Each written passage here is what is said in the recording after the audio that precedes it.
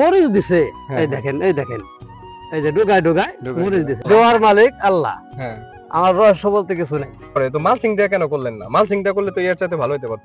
তাও ফাটা মানুষ আমরা, মানে কোনো কীটনাশক ব্যবহার করেন? কিছু করি নাই। এই যে কত মরিচ দেখছেন, এই যে ছোট গাছ ডুগায় মরিচ। এই যে আসসালামু আলাইকুম, কেমন আছেন সবাই? ব্লগ বিডি এলআর এর পক্ষ থেকে নতুন আরেকটি ভিডিওতে আপনাদের সবাইকে স্বাগতম। এখন যে জমিটা আমরা দেখাবো সেই জমিটা অনেক ভালো এবং আমাদের এই চকের মধ্যে সেরা একটা মরিচের জমি। তো আমরা যাব তার জমিতে।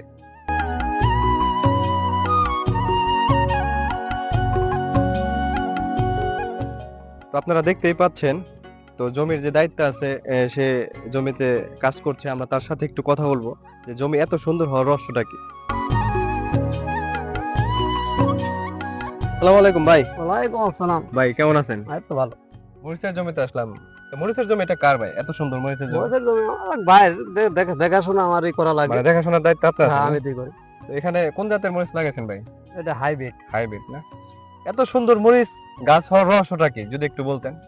রহস্য বলতে মনে গেলেন যে শাগা বীজ লাগাইছিলাম, হ্যাঁ, তো শাগা বীজ তো এবার মনে করলেন যে ধরা। হ্যাঁ না বললেই নয়। দেওয়ার মালিক আল্লাহ। হ্যাঁ, আমার রহস্য বলতে কিছু নেই।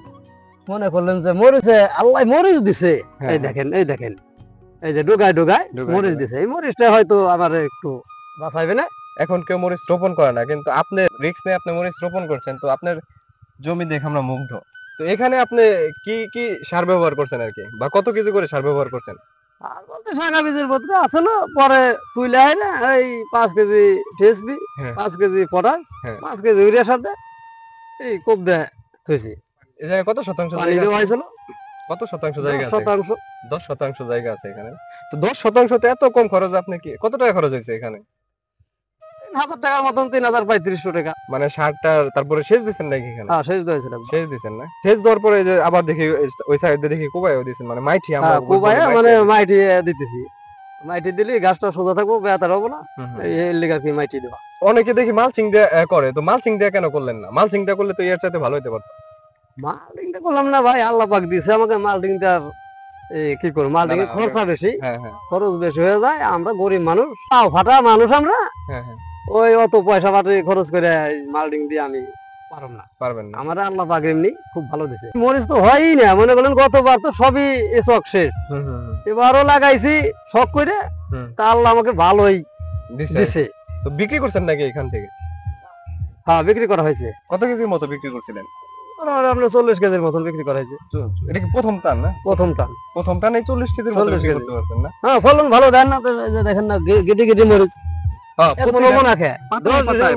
আপনার 1 মণ পয়লাটানো না হইলে তাহলে আর কিসেরই ডাহাইবে। দেখেন ভাই, দেখেন ছোট একটা গাছ, কত মরিচ গুন্ডায়। আপনারা দেখেন ফুল ফল ভাইরি, এই যে কত মরিচ দেখছেন। এই যে ছোট গাছ ডুগায় মরিচ। এই যে দেখেন, এই যে এই মরিচ আমার জীবনেও আমি দেখি না এই জাতের মরিচ। হে মরিচ আমি এবার লাগাইছি, এবার বাম্পার ফলন পাইছি। এই দেখেন, এই যে ছোট গাছ দেখছেন, ছোট গাছ। এই যে গাছই নেই, কত মরিচ দেখেন। না, তা ঠিক আছে, আপনার কথা ঠিক আছে। তো অনেক সাজ আছে। হ্যাঁ, আল্লাহর রহমত ভালো চেহারা খেতে। আচ্ছা, এই গাছে কি থুপড়ার কোনো আশঙ্কা দেখছেন নাকি? না, আপাতত কোনো থুবড়ার আশঙ্কা দেখতেছি না। থুপড়ার জন্য কোনো কীটনাশক ব্যবহার করছিলেন? এখন তো করি নাই। এখন তো মানে কোনো কীটনাশকই ব্যবহার করেন? কিছু করি নাই, শুধু এই সার করাই দিছি। এই যে বললাম টিএসপি, পটাশ, ইউরিয়া। আর একবার সেচ দিছেন? একবার সেচ দিছি, দিয়ে একটা কোপ দিতেছি। তাই আছে দেখতে এলাম কোনো পোক টোক লাগছে কিনা। তো কোনো কিছু লক্ষণ দেখতেছেন না, কোনো লক্ষণ দেখা যাচ্ছে না পোকের। এই ভালো টকটকা চেহারা আছে। কিন্তু আপনার থুপড়ারও তো কোনো ওষুধ দেন নাই? না, এখন থেকে কিছু। একটা গাছে থুপড়া কি লাগছে না লাগে নাই? আপনার দেখা যাইতেছে আর কি, যে ওই যে থুপড়ার মতন, মানে কিছু গাছ আর কি কিছু গাছটা দেখা যায়। ওটার জন্য কি কীটনাশক ব্যবহার করবেন নাকি থুপড়ার? হ্যাঁ, ওটা নাকি দিতে হইব। মানে খুব শীঘ্রই আর কি ওই কীটনাশকটা ব্যবহার করে দেন। হ্যাঁ, দিতে হইব, নালে তো আপনারা মনে করলেন যে যেভাবে আছে দেখতেছেন এইভাবে থাকবো না। গতবারের মতন তাহলে এই হেরোমি মনে করতে। মানে আপনার একটা জিনিস কি, একটা রোগের শুরু থেকে যদি আপনি ট্রিটমেন্ট করে যান তাহলে রোগটা ভালো হয়। যখন নাকি বয়স হয়ে যাবে তখন আর ভালো হইব না। তো সেই ক্ষেত্রে অবশ্যই আপনি থুপড়ার জন্য একটা কীটনাশক ব্যবহার করুন।